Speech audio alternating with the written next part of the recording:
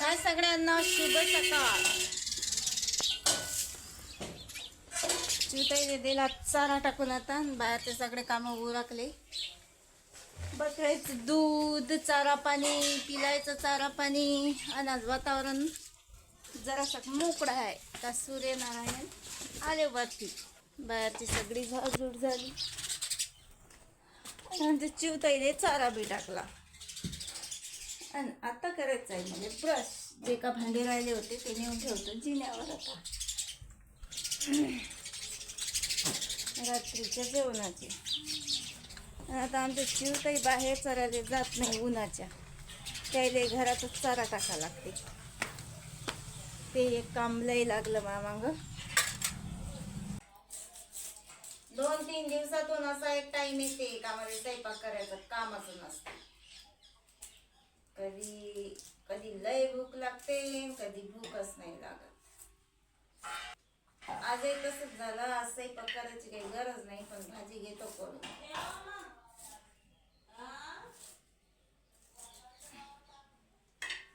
भाजी हे खराबच होते कारण की उन्हाळ्याचा टाइम आहे. आणि वड्या मीठ कमी होतं म्हणून काही वड्या केल्या नाही. एक पोळी आहे मस्त.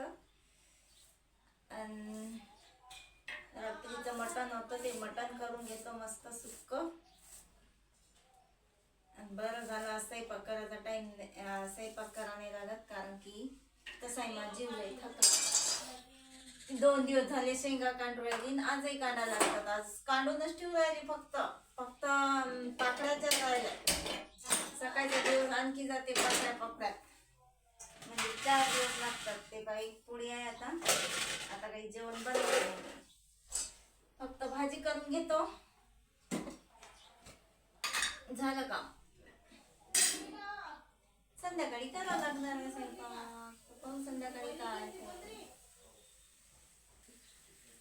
चला मग एवढी भाजी करून घेतो मी आणि चहा पिऊन घेतो. मग बाहेरचेच कामं राहतात फक्त.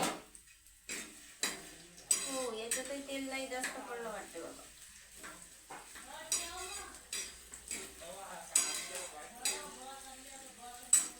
उरकले सगळे घरातले काम, भांडे विंडे घासून एकदम मोठे. आज नवीन एक धंदा लागला असा बकरीले माती लावायचा.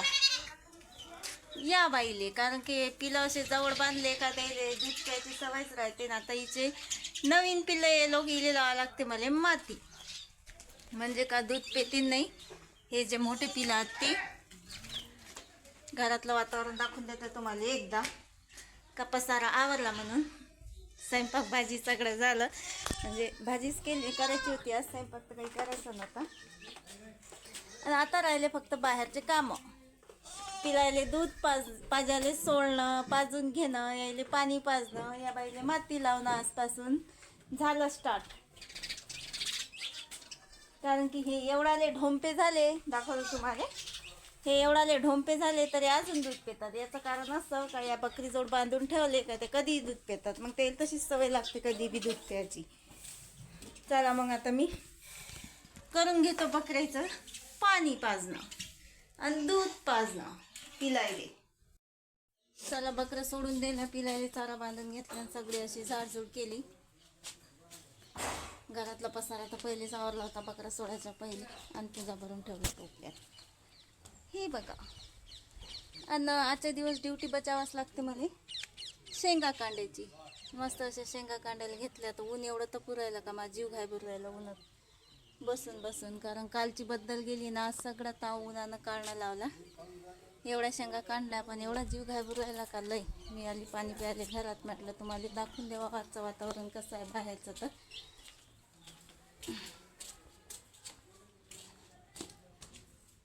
मी घेतो आता पाणी पिऊन. लय तहान अशी लागली. शेंगा काढून घेतो. जीव आहे जसा थकल्यासारखा वाटू राहिला. आणि पोटात काही नाही. उन्हात बसणं म्हटलं म्हणजे का बेकारच कंडिशन आहे. आता मलाच माहीत आहे कसं काय होऊ राहिलं मला. तर पण आजचे दिवस तेवढ्या शेंगा काढून घ्यावाच लागतात मला. या मग जेवण करायला. आज शेंगायचा एंडच करून टाकला.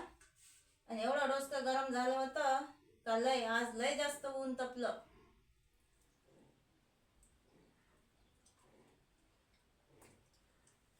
डायरेक्ट आज थंड पाण्यानं आंघोळ केली. एवढं ऊन तपलं. ते साळून असं थंड पाणी टाकलं तर जरासं बरं वाटलं. नाही तर डोकं तर एवढं भनभन करत होतं का मरणाचं. असं वाटे का जेवणही केलं नाही, पंखा लावून झोपून जावं फक्त.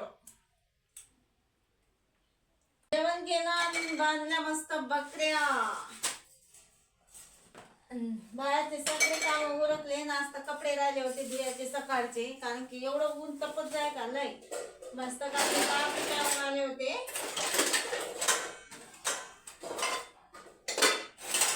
त्याच्यानं मग कपडे राहू दिले धुयाचे. आणि आज संध्याकाळी जेवण एक बनवायचं होतं, तर मग कपडे धुवून घेतले. आणि आता बनवतो जेवण. संध्याकाळचं जेवण म्हणजे म्हटलं का माई असते खिचडी.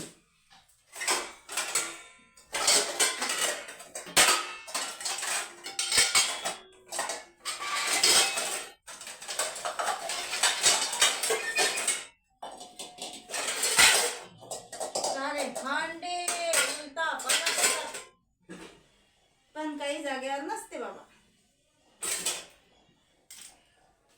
आता मी घेतो पहिले कापूक करून आणि मग टाकतो खिचडी. तुम्ही व्हिडिओ पहा. व्हिडिओ आवडल्यास व्हिडिओ लाईक करा आणि चॅनलवर नवीन असताना तर चॅनलला सबस्क्राईब करा. बाय.